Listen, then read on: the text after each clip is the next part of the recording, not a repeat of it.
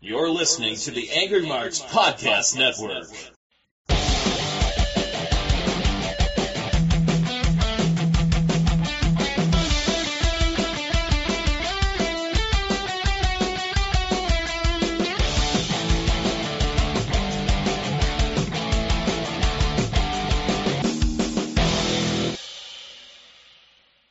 Welcome to the first ever episode of Jordan Garber's World, where I'm pleased to announce our first guest, Travis Tyler.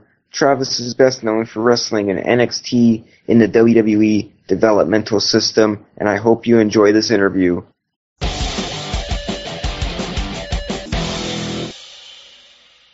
I am here with former WWE developmental star Travis Tyler. How you doing, man?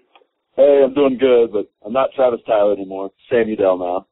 Sam Udell, Travis Tyler, pretty much he still wrestles on the Colorado Independents, but he is best known for having a stint for NXT, and which is kind of cool because he was released only 3 months ago. Since that release, what have you been up to lately? Well, I had to get a real job, but I've also been wrestling on the indies in Colorado, been trying to get some bookings outside of Colorado, helping train at a wrestling school, and just having a lot of fun with wrestling. For sure. And pretty much, like, you started, how did you pretty much get your start? Like, I remember a year ago, I made a rant on Facebook. The WWE developmental stars who just got signed right into the WWE without paying dues in the indies. I didn't know as much as I do. I don't know a lot now. I could have a say, but not as much as wrestlers, of course. Did you start out in the indies before you made it to the WWE, or did you just get signed by the WWE and get trained by Bill? I had a really weird story. I was a huge wrestling fan when I was a kid, and I was a wrestling fan growing up.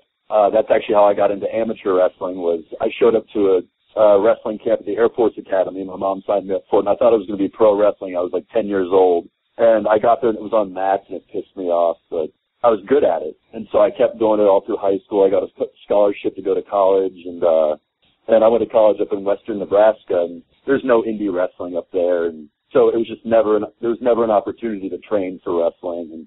And so it was just, I was going to just get a normal job, try and become a police officer or something after college. And after the NCAA tournament my senior year in wrestling, in amateur wrestling, I got a Facebook message from Gerald Briscoe. I remember Gerald Briscoe, watching him as a kid from being one of Vince McMahon's stooges with Pat Patterson. And he offered me a tryout in Tampa. This is when it was FCW. And that would have been May of 2011. And so they flew me down to Tampa with 3 other amateur wrestlers.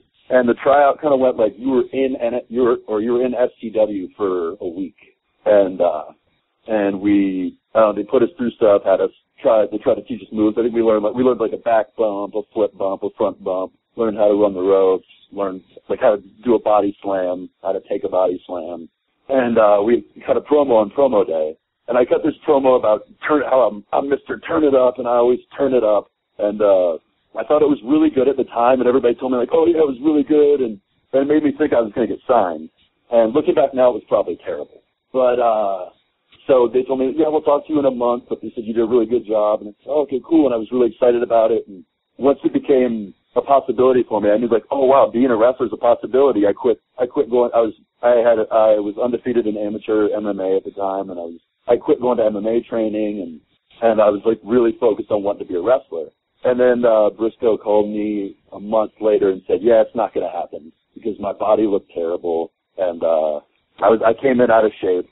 But he told me that there was a school in Denver, which was 300 miles south of where I was. So I moved to Denver to find out that the wrestling school had closed. And then my mom actually lived an hour south of Denver, so then I moved 60 miles south of there. And there's a guy I'd worked security with one summer when I was home from college named Brandon Bishop. And he had a promotion, and they had a little storage unit with a ring in it. And I contacted him, and I went there to train a couple times. And it's kind of funny. The first time I pulled up, there was a fat guy outside. There was a guy that there was this ginger guy who was actually turned out to be a really nice guy, but he was really skinny. And there was a guy that looked like the cartoon Snoopy. And I for some reason, I thought I'd drive up and it'd be like being outside of FCW where everybody looks like an athlete. And so I almost drove away. But I stayed there and I trained for a couple of weeks, and then they had a Pat Tanaka seminar. You know who Pat Tanaka is? Oh, yes, for sure. Yeah, he was in the Orient Express. He's more proud of his Bad Company days in AWA because Bad Company was cool. But Pat Tanaka was there, and I came to the seminar, and he was really impressed. And he kind of took me and one of my friends, superstar Andrew Titus. He took us under his wing, and we hung out with Pat Tanaka for like the next year. And so Pat trained me, and we'd go to different gyms around Colorado, and we were kind of like nomads around Colorado, going to these different gyms. And Pat would always run training with us, and he ran a brutal training too. It was always 500 squats before training, and he'd make us run around the building a bunch and blow us up, and then we'd have to do all of his drills. And but it was good. It taught me just enough for when I reached out to Jerry Briscoe again, probably 9 months in. Yeah, it would be 9 months after I started training. I reached out to him again, and I sent an email like, hey, I'm trying to indie wrestle, and I've been training with Pat Tanaka. And the next day I got a call from the new head of talent relations, and his name's Canyon Seaman, and he said, can you be in Tampa in 3 weeks for a tryout? I was like, absolutely. I was working security at a high school at the time, and working security at a high school sucks. I was super pissed off, and it was just like a bad day, and I got that call. They're like, can you be in Tampa in 3 weeks for a tryout? I'm like, hell yes, I can. So I went down to the tryout, and it was amazing. Like, what Pat taught me in those 9 months, it was like he taught me just enough to get signed and to do really well, like my first couple months. And because I came down there, and we just did, and the tryout this time it was way different than my first tryout. They pulled in 25 guys from the Indies, and it was like we didn't have any contact with the FCW guys. It was the first week that Bill DeMott had become the head trainer at FCW. And they blew us up a bunch, and a little past halfway in, they pulled me and 2 other guys aside, and they said, you guys hit a home run. We're definitely going to make you an offer. And they started telling us, like, you're going to have your medicals and stuff, and make sure you're not doing drugs, and so that you pass your medicals and all that. And so that was a really cool feeling. Yeah, that was May of 2012. And so then that whole summer I did all the medical stuff and got all the paperwork done and got moved down to Tampa and started September 17th, 2012 in NXT when it was in Tampa. Awesome stuff. And pretty much, like, it's kind of funny because I said I made a status a year ago over social media about the NXT developmental, and I think there's quite a list of some developmental guys, and me being how silly I was at the time, I didn't know, like, I go on Cage Match, so I searched, I don't know, guys like Jason Jordan, yourself, Mojo Raleigh, and I said to myself, I don't like the guys that don't pay their dues in the indies, but after that story you just told me, it seems like a hell of a lot that you paid your dues. So pretty much one thing I could learn, it's just about knowing the whole story. Even people in NXT, like, didn't know that for, like, a year. Like, I just didn't tell people about it, really. So people just assumed, like, a lot of times that I was just a guy who got signed right out of college, and, like, all the fans thought it, too, because I didn't do anything remarkable I didn't do anything cool or remarkable on the indies. I just I went to the shows that Tanaka got me booked on, and they put me in a 6-man, because I was big, and I could do some stuff. I was big and athletic, and I could do some stuff okay, but I was just green as fuck. And so I didn't do anything to get noticed as a wrestler on the indies. And so people just assumed that I got signed straight out of college or something, or just got signed for being an athlete. But yeah, I definitely spent that year struggling and really chasing the dream. And I lucked out pretty early on. So pretty much, tell us, like, when you got all your training done and you had your debut match in FCW, and then the transition to NXT, just tell us how those experiences were, noting that, because technically, even though it was in the developmental territory, you still pretty much made it to WWE. Just tell us how that went and how good you felt once you made your debut. Well, it's actually a funny story. My first match was, I wrestled Sawyer Fulton, who started with me at an NXT house show in Largo, Florida. And we'd been in developmental for like 2 months. Sawyer wrestled for a couple of years on the indies before he came there, but he had also been a college wrestler. He's another guy who people say, oh, this guy didn't chase it, but he just got signed for being a tall athlete. But Sawyer actually wrestled in the off season. He trained pro wrestling while he was in college wrestling, which is pretty dedicated.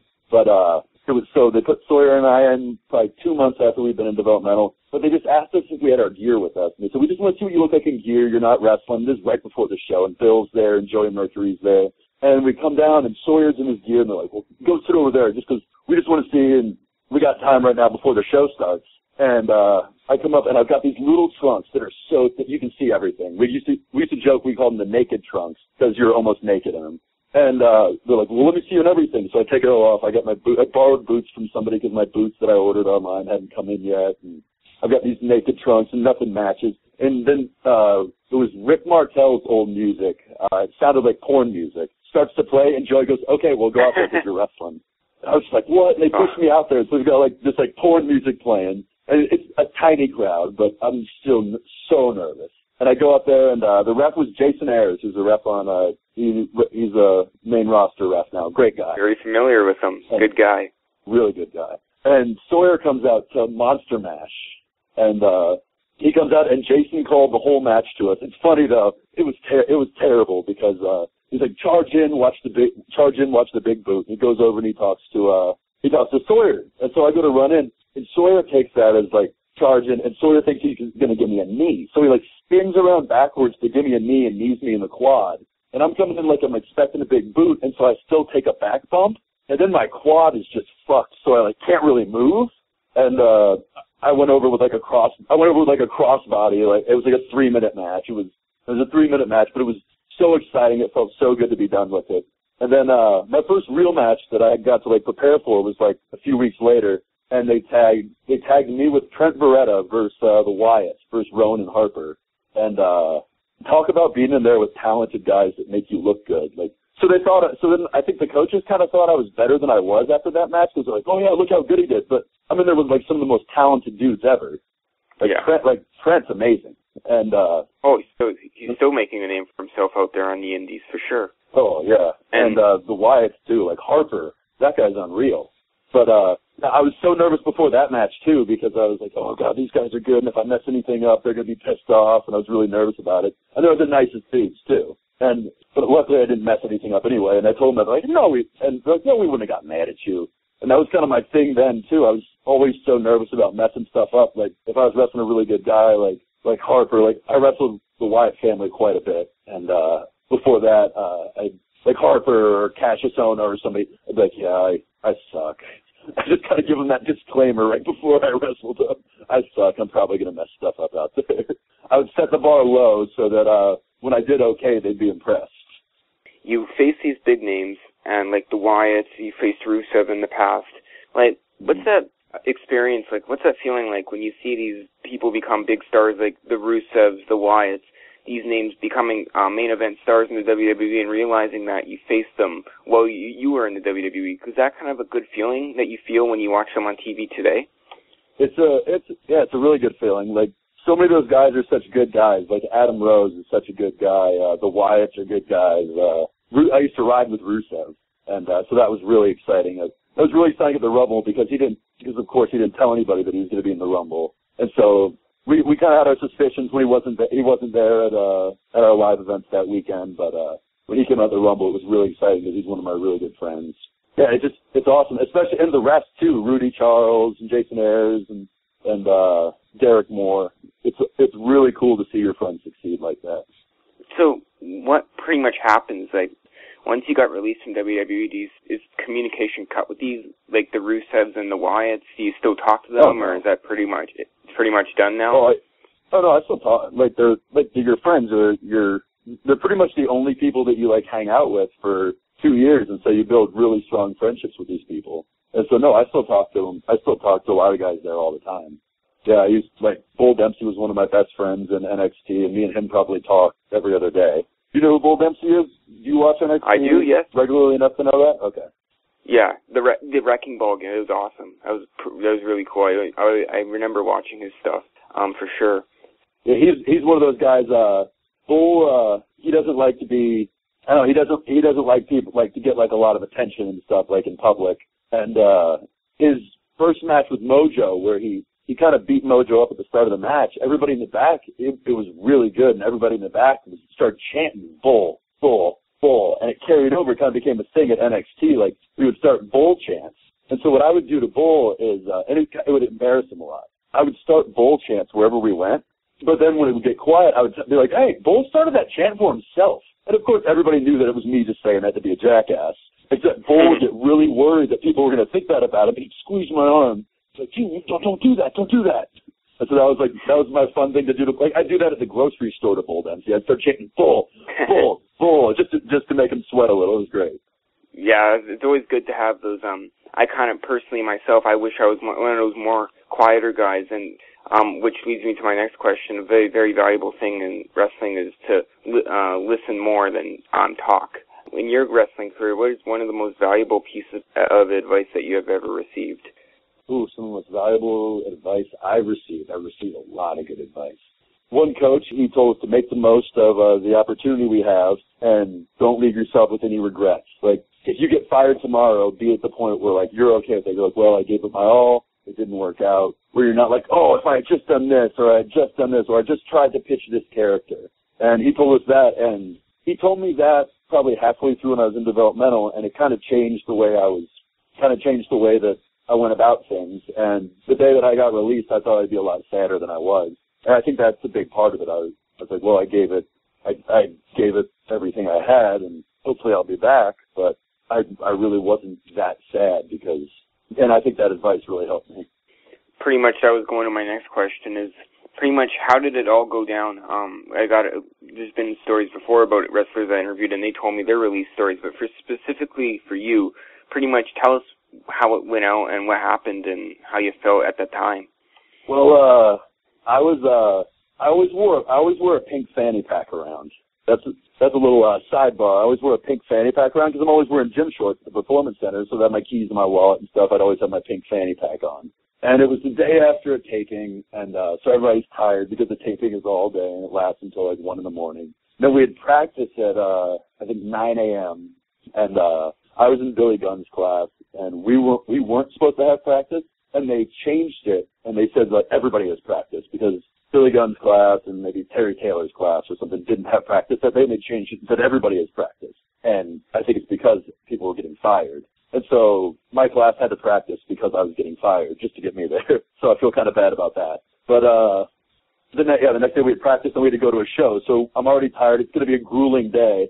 And I'm walking in with one of the guys, and when they had fired people a few months before, they had the secretary, and she was waiting in the door that the wrestlers come in, and she told the guys who were getting fired, come to the office. And her name's Rachel. And I was like, what if Rachel's standing there right now? And I come in, and it's the head of it's the general manager of the performance center, and he's standing there, and I'm like, oh my God. And so we're kind of walking past him, and I'm walking with a couple of guys. CJ Parker was one of the guys, because I'm walking, and he stops me and goes, hey, hold on, I want to talk to you here a second. And he keeps talking to whoever he's talking to, but I'm standing there, and CJ just looks at me, and his eyes get all big, and he's like, oh, no. And then, like, they droop, because he was one of my good friends in developmental, too. And they droop, because we all know what it means. Yeah. And he's like, yeah, before practice, can you bring your stuff down to the lobby? I was like, oh, great. So I walked in, and there's 3 other guys and 1 other girl there, and they're all pissed off. Except one of the guys he's not sure that he's getting fired. Like, everybody else knows we're getting fired. And you kind of look at the people in the room, and you're like, yeah, I can see everybody here getting fired. Except for Sean Ricker. Sean Ricker, I didn't think would be. He's a really talented guy. I didn't think he'd be getting fired with this. But you kind of look around and you realize. And one of the guys in there was like, I hope they're not firing us. At this point, I was like, the practice is going on, so we'd be missing practice if they're not firing us. And I was like, think about how much we practice here. Like, do you think they'd let us miss practice if this was something good? And he got quiet again. And then at this point, like, I made peace with that I was getting fired, and we're still waiting. And so I joked to the people. I was trying to kind of break the tension. I was like, well, maybe you guys are all, like, really good at making a statue, and they're going to have you go in and, like, make a statue, and then it's a statue of me, and they're going to present it to me as, like, an appreciation trophy. And a couple of people appreciate it. You're trying to, like, calm them down, kind of. Yeah, I'm just trying to make light of the situation, and like, I made peace with it pretty quick. And they pulled a couple of guys in first, and like I was the last guy or the second to last guy to go, and so I'm just waiting. And the general manager pulls me in, and I'm still wearing my fanny pack. And he's like, you probably know what this is about. I'm like, yeah, you're firing me. He's like, yeah, and I'm like, was there anything special I did? He's like, well, today the company's fired like 7% or 10% or something all across the board, and it's just kind of the way it falls today. And I was like, yeah, like I understand. And he told me about, like, severance pay and all that. And then it was kind of, like, awkward. And I was like, I bet you've never fired anybody in a pink fanny pack before. And like, kind of, like, shook the fanny pack. And he laughed at that and told me to stay in touch and all that. And they told me that you didn't burn any bridges and, like, and nobody had anything bad to say about you. But I think somebody probably did if I was getting fired, but oh well. But yeah, it was like, and then I thought I would be, I think I was so tired. It was like the morning. I thought I was so tired. I thought I'd be more sad, but I was just really excited to go home and go to bed. Yeah, to shake it all off pretty much. And pretty much, like, that's pretty much, but you got to think of it this way, is that there's so many wrestlers or people that want to become wrestlers, and to make it to the WWE and make that step and to get signed and get noticed by these huge names that are on the top company of the world, do you pretty much consider it an accomplishment that technically you made it to the big leagues? No, like I don't consider that the big leagues. Like if I it was pretty much like AAA. You're pretty much AAA. When I do explain it to people who weren't wrestling fans, when they like people like at reunions and stuff, and they ask what I did, I'd explain it kind of like that, like AAA baseball. But yeah, like, I feel like if I look at that as like a huge accomplishment of being in NXT, then I'm not going to want to keep building, and I'm going to start I try and train a lot still, and I'm going to start skipping training, and I don't want to be the guy who was like, oh yeah, well I was in NXT for 2 years. So yeah, I try not to do that. Yeah, I didn't mean it like you were in the absolute big leagues. You were on the main roster or anything, but at least, like, pretty much the point I was saying is that you did get signed by WWE and you were assigned to NXT, so at least that's something to take home for sure. Oh, definitely. Like, and I learned so much. Like, it was funny, the first training session I came back to in Colorado, when I left and like I came back, like everybody was just like, the stuff I was doing in the ring, people were just blown away, because they remember me being a certain way, and then I disappear for 2 years, and they see me on the network every once in a while, and they see me on Facebook and stuff. But then I come back and I'm working with them, and they're amazed, because the training is top notch. Like the trainers there are so good, so talented. Every trainer has something different to offer, and it's a really, really cool place. Pretty much any fans that are wanting to become wrestlers, or or maybe even independent wrestlers that want to improve their look or to get noticed by WWE, or pretty much in general anyone that wants to be involved in the wrestling business, in media like myself or as a wrestler, pretty much what is the valuable advice you can give to someone? I guess treat people good. Like, I feel like it goes such a long way when people will vouch for you. One of our coaches would say, it's not who you know, it's who will say that they know you. Like, there'll be these guys, and guys will come into developmental, and you'd see it every once in a while, a new guy would come in, and there's rumors about heat he has with people, and, oh, this guy was a dick to this guy. But it's like, there'd be guys like that, and it's so much tougher for them. But then, like, there'd be a guy who comes in like Sami Zayn, who everybody loves, who's always been cool to everybody, he's nice to everybody, nobody has a bad thing to say about him. And you see just how much better it is. It's like contagious, like how cool it is to be around somebody like that. Okay, any final words for the listeners here on AngryMarks.com? I don't know. Do you want to hear any stories or anything? Any funny stories or? Yeah. One of my favorite memories in wrestling. This is before I got signed. It's right before I got signed. We're with Pat Tanaka, and Pat tells me and my friend Andrew, and this old man who was trying to be a wrestler too, and he was kind of crazy. But he's awesome. And he called himself the Polish Prince. But we're going to go to Nashville. We're going to drive from Colorado Springs to Nashville, which is like a 24-hour drive. And we're going to work double shots every night. And so the first night we drive all the way in. We're late to the show, but we wrestle. And we get to this hotel, and Pat's trying to save money because we didn't make as much as we thought we were going to. And we go to this cheap hotel, and we've got two of us ducked down in the back, so the hotel guy only thinks it's two people. And Pat goes into the hotel. He comes back out, and he goes, yeah, the guy saw you guys in the back. He said, if we get a room here, and he finds 4 people in the room, he's calling the cops. And we're like, okay, yeah, then we're not going to stay here. And for some reason, Pat goes back in, and also we hear shouting, and Pat's like comes stumbling out, and he's screaming at the old man. He's like, oh, fuck up an old man. And And the old man who's with us is in the car. Pat gets in, he says, drive, this guy's calling the cops. So we went back in and picked a fight with the guy, and the old man started to pull away, and we're like, what happened? And Pat's like, he said, fuck you. The old man slams on the brakes of our car. He said, fuck me? And Pat's like, no, drive! And so he drives away, so we start to drive away, and a car's driving behind us, and Pat's like, oh no, it's the cops. And the old man who's driving turns around and looks up and, like, hops the car up onto the median, like, swerves, almost crashes in this big thing. And it was just one of those moments, like, that, like, I always love in, like, my career to think about, like, this is wrestling. Like, we had no money at the time. We only had money for, like, tuna fish to eat, and we're just trying to, like, we're just going from, like, around these towns in, around Nashville and Alabama and stuff with Pat. And I was like, man, this is wrestling. Like, it was almost like a cool, like a really cool, like, storybook thing. It really, like, just, like, affirmed me, like, making me happy, like, I'm a wrestler. Awesome stuff. And that's actually a really funny story because it's always good to get the road stories about professional wrestling. And in some cases, pretty much that is what wrestling's all about. Oh, yeah.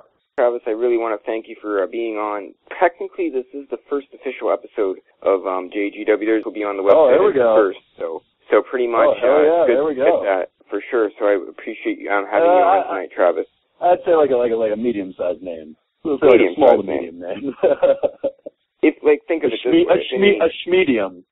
If anyone who follows WWE like religiously, who follows WWE all the time and NXT, and I would say Travis Tyler, they would say, oh, I remember Travis Tyler. So pretty much, at least in the least, a decent name for sure. So I appreciate you being on tonight, Travis. Before I go, you know one of the most ridiculous things about getting fired from WWE, though? And what's that? It's like you're getting fired from your job, because almost everybody's been fired from a job, but then everyone in the fucking world knows about it. Like, imagine if you work at, like, Domino's Pizza, and you get fired from Domino's Pizza, but then, like, Domino's Pizza, like, sends out a press release, like, you got fired. So I have people, like, tweeting at me, like, hey, asshole, you couldn't cut it. You got fired. What a piece of shit you must be. Like, hey, fuck off, man. I just lost my job. I just thought that was, like, kind of funny. Like, I think I'm, like, really glad that I always try and have, like, a really good positive attitude about everything because, shit, some of that stuff would have got me down. Some of the people on Twitter who've never done anything in their lives. True, so true. Some people are like that. They have the right to criticize wrestlers, but they haven't even done anything. And at least I'm doing a podcast and interviewing some decent names. Some people just sit there and do nothing. And that's awesome, man. I love podcasts. I love podcasts. I love all wrestling. Like, that's my thing. Like, people were asking me about, like, yeah, what do you like more, mixed martial arts or pro wrestling? Well, I like pro wrestling more because that's kind of like pro wrestling. I really like the entertainment and stuff. But I really like conflict. I like real conflict. I like worked conflict. I really like conflict and, like, just kind of like battle and stuff. And so I love wrestling. I love talking about wrestling. And, man, like, thank you for what you do because it's entertaining. This is the time for our guest, Travis Tyler, to give us any of his plugs. Where can people follow you on social media, just so we can get that out of the way? My Twitter handle is @TravisTyler_WWE. And then I've got an Instagram, too, which is @Mr. Samuel Walter. I wrestle weekly for NRW Charge. It's on YouTube. It's New Revolution Wrestling, and it's in Colorado, and they run a weekly show on YouTube. It's pretty cool. They've got a cool training school, too. For booking info, you can email sam1988, UDELL @gmail.com. Awesome stuff. Awesome. Thank you so much, Travis, for being on tonight. Hey, no problem. Thanks for having me. That concludes our interview for today. Thank you for listening. Of course, you can keep up with me on Twitter @George